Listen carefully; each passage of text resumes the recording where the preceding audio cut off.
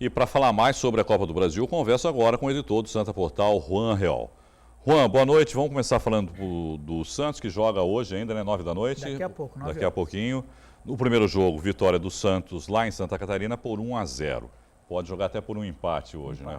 Você acha que passa fácil ou teremos emoção, como tivemos aí em algumas partidas de ontem? Pois é, Irineu, boa noite, Sanvista do Caderno Regional. Respondendo direto, Irineu, acho que passa fácil sim. O Santos também joga muito bem no Pacaembu, né? Um estádio muito desconhecido, saiu da sua casa Vila, mas está no Pacaembu, que é uma segunda casa, né?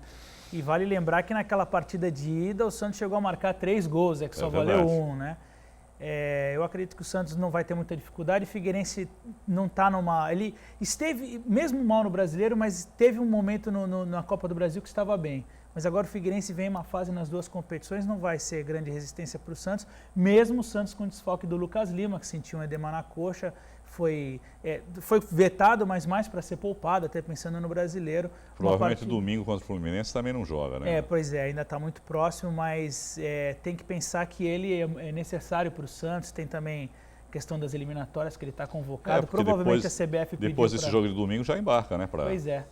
Então a CBF até deve ter pedido também para darem uma poupada nele. O Marquinhos Gabriel vem jogando muito bem, né, Irineu? Já está suprindo ali a ausência do Giovânio e vem comandando o time. Aí provavelmente o Rafael Longini vai jogar hoje nessa posição. Volta o Ricardo Oliveira, que é animador. Acredito que o Santos passa sem dificuldade e teremos aí 3 paulistas na semifinal da Copa do Brasil. Eu não gosto muito de falar de arbitragem, né, Juan? Até comento contigo, né? Pô, hoje em dia só se fala de arbitragem no jogo mesmo, ninguém fala mais. Mas, de qualquer maneira...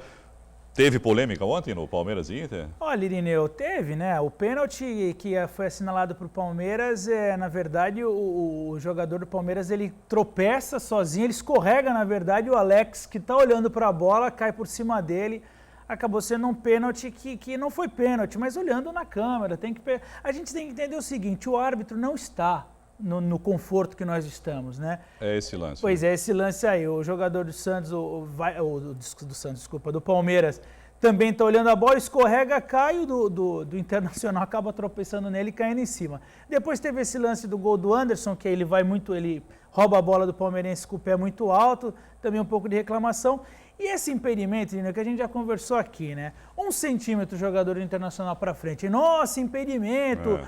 A arbitragem errou. Poxa vida, 1 centímetro. Eu sou a favor, já conversei isso com você, de lance de bola parada não ter mais impedimento. Acaba de uma vez com isso, porque muitas vezes, mas o árbitro acertou 1 centímetro. Tu acha que ele acertou? Na verdade, o bandeira levantou, porque estava na dúvida e deu certo. Acertou da mesma maneira que poderia ter errado. Pois é, né? e nesse lance aí do gol do Internacional, o Bandeira optou por não levantar e estava 1 centímetro errado. Bobeira, né? A gente também fica pegando no pé. O lance mais capital foi o do pênalti, mas o árbitro estava por trás, viu um jogador cair por cima do outro e marcou. Eu acho também a gente ficar discutindo muito isso é complicado. Mas foi polêmico, né? A gente está vivendo isso enquanto não for profissional a arbitragem. Vamos mudar de assunto, Juan. Pois é.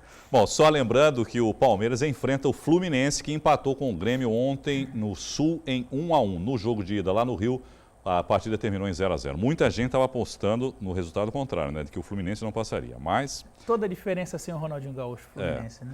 E o São Paulo, Juan, jogou pro gasto contra o Vasco, tomou 1-0, chegou a assustar, né? Pois é, o São Paulo tinha vencido por 3-0, o Vasco, que está numa péssima fase, teria que fazer 4. Então, o jogador não entra com a mesma vontade. Toda a vontade acho que foi gasta no jogo da ida, que o São Paulo praticamente garantiu o resultado.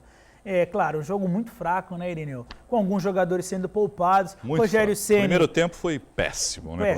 Péssimo, sonolento o primeiro tempo. Quer dizer, o São Paulo com um time com jogadores reservas e titulares, e o Vasco não tem força para marcar o gol. Marcou o gol com a ajuda do Rogério Ceni.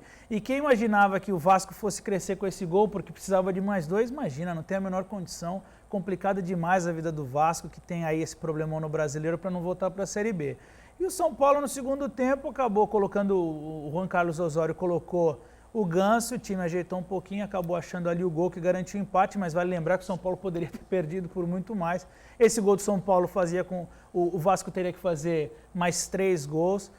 O São Paulo se classificou no Morumbi, essa é a verdade. Poderia ter poupado o Ganso e até ter perdido lá, porque não ia tomar 4 gols, né? E foi o que aconteceu. Agora, o São Paulo vive essa polêmica do Juan Carlos Osório, se vai embora, se não vai. E hoje à tarde até os jogadores do São Paulo estão confusos. Eles têm um jogo contra o Atlético Paranaense e não sabem se o treinador, depois desse jogo, vai estar lá para treinar a equipe. Essa dúvida toda, Juan Carlos Osório, que tem esse namoro aí com a seleção mexicana e pode sim deixar o São Paulo. Bom, para finalizar, vamos à segunda divisão do Campeonato Paulista, Juan. O Jabaquara respirando por aparelhos, né, como a gente costuma dizer, joga no domingo na Caneleira às 10 da manhã contra o Olímpia. Vale a pena o torcedor comparecer para dar uma força, né, Juan? Mais do que nunca é continuar acreditando, né? Pois é, dá para acreditar porque matematicamente o Jabaquara tem essa chance de se classificar. Está muito complicado, né? São 4 partidas, Irineu.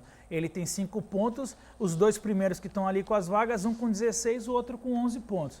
O Jabaquara pega justamente o Olímpia, que tem essa diferença de 11 para 5, e aí surgiu essa promoção da Federação Paulista de Futebol, que o Jabaquara e o Olímpia abraçaram, quer dizer, por 2 garrafas PETs, reciclagem, que você leva para reciclagem, você ganha o ingresso, dá para lotar o Estádio Espanha, não lotou até agora, estão sempre muito vazios os jogos lá do Jabaquara. Em compensação, a Portuguesa, que até acabou sendo eliminada na primeira fase, tinha muito mais torcida. Mas acho que o torcedor pode aproveitar esse domingo, que não será ensolarado, será de chuva. Mas dá para ir lá e tentar dar essa força para o Jabaquara vencer o Olímpia, diminuir essa diferença para 3 pontos. E aí vai ter 3 rodadas para fazer um milagre, né, Irineu? Porque pega o São Carlos, que é o líder fora de casa, pega o Grêmio Prudente, que está ali na frente, está em 4º lugar, uma posição à frente do Jabaquara, também fora de casa, e termina com assistência. A situação do Jabaquara não é fácil, mas a torcida tem essa chance, essa promoção aí da Garrafa PET.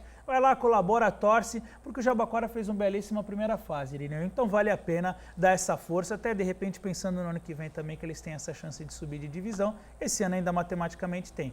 E vale lembrar que vai ter transmissão da Santa Cecília TV, a gravação 1 da tarde, né? É isso que eu ia reforçar agora. Você assiste o VT dessa partida no próprio domingo, à 1 da tarde. Obrigado, viu, Juan? Boa noite para você. Eu que agradeço, Irineu. Boa noite, amigos do Caderno Regional.